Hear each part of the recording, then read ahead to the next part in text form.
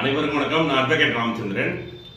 Right to education ஏழை மாணவர்கள் தனியார் பள்ளியில் அரசு மானியம், அதாவது 25% மானியம் கொடுத்து பயன்பெற்று வந்தாங்க. இது எல்லாமே வரவேற்கத்தக்க திட்டமாக இருந்தது.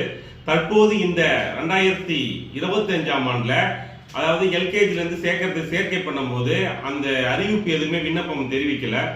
இது ஏன் விண்ணப்பம் தெரிவிக்கலன்னா, மாநில அரசு தமிழக அரசுக்கு நிதி ஒதுக்கீடு தரல, அதனால எங்களால பண்ண முடியலன்னு சொல்லிட்டு தமிழக அரசு ஒரு பக்கம் சொல்றாங்க. மத்திய அரசு என்னன்னா, மும்மொழி கொள்கை அவங்க கையெழுத்திடல, தமிழக அரசு கையெழுத்திடல, அதனால அவங்க இந்த நிதியை, கல்வி நிதியை கொடுக்கலன்னு சொல்றாங்க. இதுல அதிகமா பாதிக்கப்படுறது யாருன்னா, ஏழை எளிய மாணவர்கள் தான்.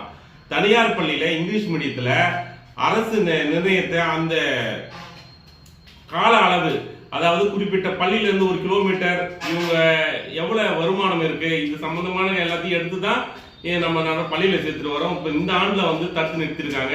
இதை பொதுநல வழக்கு உயர்நீதிமன்றத்துல கோவையை சார்ந்த நபர் ஒருத்தர் பொதுநல வழக்கு போட்டிருந்தாரு. அது விசாரணைக்கு வரும்போது உயர்நீதிமன்றமே மத்திய அரசுக்கு ஒரு உத்தரவு கொடுத்திருக்கு. இது மாணவர்கள் இதனால பாதிப்படைவாங்க, இதை உடனே ரிலீஸ் பண்ணணும் உத்தரவு கொடுத்திருக்காங்க. இதை இதெல்லாம் தெரிஞ்சுங்க. இது சம்பந்தமாக பாத்தீங்கன்னா, தமிழ்நாடு சமூக சட்ட பாதுகாப்பு மற்றும் விழிப்புணர்வு சங்கத்துல இது வாரங்களை நிறைய கவன ஈர்ப்பு ஆர்ப்பாட்டம் மாதிரி தமிழகம் முழுவதும் நடத்த திட்டமிட்டு இருக்கோம். ஏன்னா மக்களுக்கு இந்த திட்டத்துல நிறைய பயனடைகிறாங்க. இந்த திட்டத்தை நிறுத்திடக்கூடாது. அதனால மத்திய அரசு மாநில அரசும் சேர்ந்து ஏற்கனவே இருந்தது போல மக்கள் பயன்பெறும் வகையில இந்த திட்டத்தை கொண்டு வரணும். நன்றி, வணக்கம்.